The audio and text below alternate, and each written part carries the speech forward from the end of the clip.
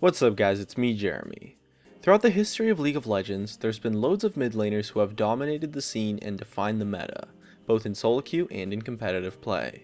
As we count down the top 10 mid laners in League of Legends history, we'll be measuring these champions by how dominant they were, how they performed in the metas, and the longevity they had as a mid lane champion.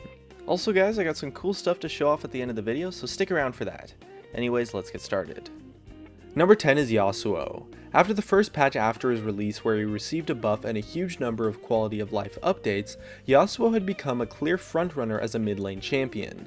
He was extremely dominant for a good part of Season 4, and Yasuo knockup comps based around using his ultimate with champions like Wukong, Vi, and Malphite became highly contested and the most popular option for quite some time. When he was in his dominant state, he was the best mid laner in the game due to the power of the team comps built around him, and even as he got toned down a lot, he was still a powerful option when picked into the right matchup and with the right team to back him up. Although now he suffers a bit from being counterpicked, he's still been competitive ever since that first buff he had that really cemented him in the game as a prominent mid lane force. Number 9 is Kassadin. Funnily enough, Kassadin is kind of low on this list because of the fact that he saw so little play due to having a ridiculously high ban rate. When he was in his crazy overpowered state, his ban rate in solo queue was at about 99%, and we saw similar numbers for competitive play. His kit was insane, and it's only after he received a lot of nerfs that we finally started to see him slip through into some competitive matches. His mobility and his theme of being an anti-mage caused him to succeed in a lot of metas where he as a champion was viable, and even after being nerfed like crazy and having a lot of his utility such as his silence removed, he was still a viable option for quite some time and could snowball like mad when given a lead. And who could forget the champion who brought us the famous Xpeke play? Kassadin's led to a lot of really exciting moments, and although he might not be played so much anymore, his time in the spotlight lasted quite a long time. Number 8 is LeBlanc. Despite being considered what was basically garbage tier in Season 2, LeBlanc in Season 3 started to rise up and completely dominated the scene in Seasons 4 and 5. By changing the playstyle to max W instead of Q, her weaknesses of poor wave clear was made up for quite a lot, and she was able to become a burst mage assassin that was hyper mobile to the point where making plays and carrying games was super easy. And with the silence on her Q at the time, her laning phase was dominant against anyone who couldn't handle her burst, since her trading power was so one-sided due to the silence. Even after her silence was removed completely, she was still really strong due to the raw power she had in her kit on such short cooldowns. Number 7 is Ahri. She's done a great job of very consistently being a powerful option ever since she came out. She's had a few crazy edge cases where she was the best mid laner in the game by far for a patch or two, but she's been mostly top tier ever since early Season 3 since her kit is just so overloaded with utility that she can find success in almost all situations. And when she was strong, she completely wrecked the meta and was ridiculously popular. And even after being nerfed, she was still a really popular option due to her versatility as a character, causing her to be picked so often and have success in any meta where she wasn't over nerfed. Number 6 is Nidalee. Since Season 1 up until her rework, Nidalee was the dominant poke mage champion for any teams looking to run poke comps. Her high range spear on a super short cooldown with a ridiculous hitbox and ridiculous damage allowed her to be a fantastic siege champion, and her cat form allowed her to follow up on engages, which most poke mages had a much harder time doing. So with that, she brought a slightly more versatile and dynamic style of play. Poke comps have been a popular option since Season 1, and up until her rework, Nidalee was consistently a key factor in them. She was occasionally played as a top lane option, but she was predominantly a mid laner and saw a ton of play and was a really powerful champion to face that dominated the poke meta since her damage was totally ridiculous and the heal was very impactful when sieging objectives. Number 5 is Gragas. He shined in the mid lane through massive burst damage in his kit and short cooldowns, causing him to have not only amazing poke, but also the damage for burst combos when needed. His short cooldowns made him super powerful in fights, and his crowd control made his pick potential and utility quite insane. He shined as a competitive mid laner all the way from Season 1 up until his rework really, to even a few months after his rework until he started being played in the jungle. The explosive options his kit had and versatility as a champion allowed him to succeed succeed in poke metas, assassin metas, tank metas, you name it.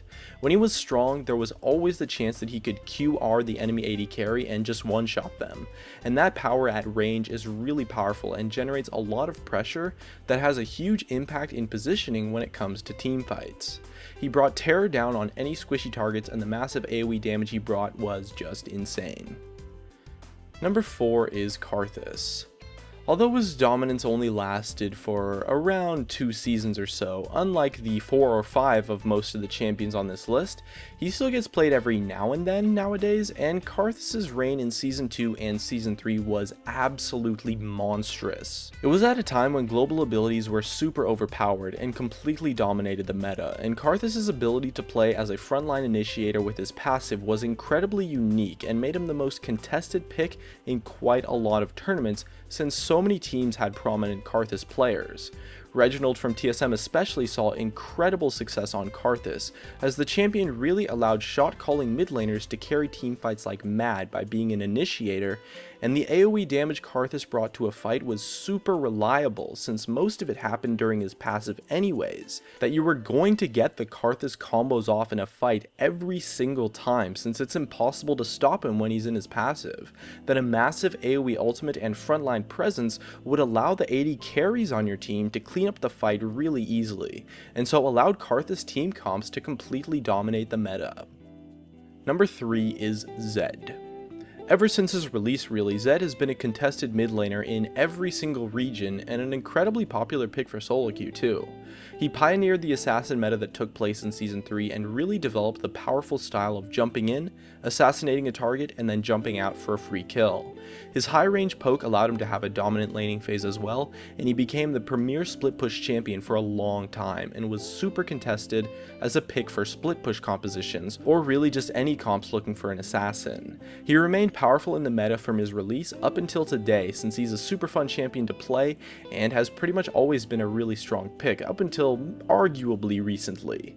His assassin style allowed him to counter most poke mages and do a really nice job of forcing fights and picking off fed carries. And to top it all off, his mobility and power made him a consistently dominant champion played throughout a lot of metas that took place over the years. Number 2 is Twisted Fate. From beta all the way to today, with the exception of a small dip in Season 4 maybe, Twisted Fate has been a highly dominant mid lane champion due to his ability to pressure the map and punish weak lanes so effectively. And when he was on top, there was no champion who dominated the mid lane as hard as Twisted Fate did, which happened around the time of Season 3. Notably, he was 100% pick banned across an entire season of OGN, and with his skill set was always a dominant option for solo queue. The utility his pick a card brings, comboed with his wave clear, allowed him to succeed in poke comps and perform well in teamfights. With the right build, he could pull off some massive burst damage to one-shot opponents, and he snowballed the map like no other champion in the game. The map presence Twisted Fate brings to a team is honestly insane, and he can carry all the lanes in any game by pushing a lane and just roaming constantly. Having a high damage targeted stun opens up quite a few options and makes it super hard to outplay him as well, so he has a very reliable kit to work with. It's difficult to lose the early game at all with an experienced Twisted Fate player on your team because they can carry every lane so hard. He might not be as versatile or as dynamic as some of the other champions on this list, but his strength and his reliability more than make up for it. And number 1 is Orianna. She might not have been as powerful for as long as some of the other picks on this list, but she definitely had her moment of being the best mid laner in the game around towards the end of Season 2, and throughout the years she's really clinched the spot of being the most consistent and versatile mid lane champion. In Season 2 she was a total monster, but she's been played in pretty much every meta from the start of Season 2 all the way until today. No dips or bumps where she fell out of the meta here and there like most of the other champions on this list. Her dynamic kit stems from the utility she provides with awesome crowd control to combo for initiations, and her defensive options to make her powerful at kiting and in teamfights. Her damage is solid and reliable, and the Orianna ball composition is something that's been popular since Season 2 and has been a powerful option for team comps ever since. Comboing her ultimate with someone who has a gap closer is an insanely powerful initiation that instantly wins a teamfight when pulled off on the right target.